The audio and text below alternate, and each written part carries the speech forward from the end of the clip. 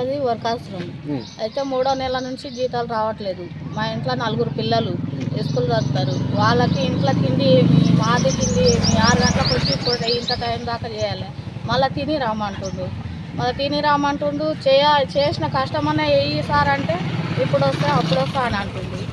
దానికి ఆలోచన చేసుకుంటా 15 రోజులు గడిచింది ఇట్లనే. ఇంకా సోమవారం వరకు చూస్తాము, ఆ తర్వాత నెక్స్ట్ బంద్ అయి కూర్చుంటాము. అదే ఆలోచన చేసినాం. నెల కరెక్ట్ 1 తారీఖు వచ్చిందంటే పడాలి పైసలు, 1 తారీఖు మాకు వచ్చిందంటే పడాలి పైసలు, అట్లయితే చేస్తాం. ఆడ వచ్చేటివి 5,000 ఒక వందనే వస్తున్నాయి. మాకేం పడుతున్నాయి? పొద్దుముఖి దాకా చేపిస్తాం. మేమేమన్నాం, నలుగురికి 4 అకౌంట్లు చేయరి, 9,500 అయ్యి ఎవరి అకౌంట్ వాళ్ళకి మేము చేస్తాము అని చెప్పినాం. మాకు తిన్నింకే కూడా ఇంకా ఏం లేవు సార్. మా పరిస్థితి 4 పిల్లలు ఉన్నారు, మేము తినలే, ఏం లేదు అని చెప్తే కూడా వాళ్ళు అర్థం చేసుకుంటలేదు. వస్తాయి అంటారు కానీ ఇప్పుడు వచ్చేది చెప్పదు. వారం ఇంకా ఏం చేయరు. మా కడుపు నిడతలేదు అని అడుగుతుంటాం సార్ని, ఏమంటలేడు.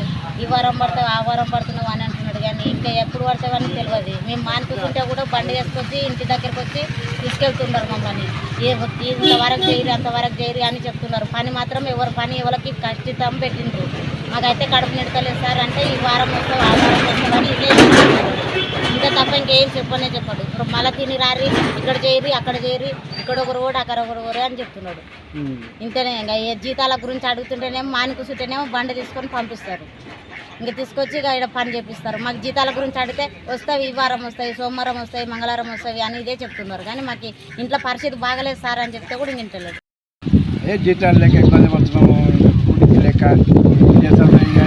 ఈ నెల ప్లేస్ ఉంటుంది. ఎప్పుడు 3 నెలలు తిన్నాం అయిపోయాయి, 4 నెలలు ఏం చేస్తారు ఎవరిని పట్టించుకున్నా ఇప్పుడు వస్తాయి అప్పుడు వస్తాయని 10 దగ్గర వాళ్ళ పని వాళ్ళు దాటించుకుంటారు, వెళ్ళిపోతున్నారు.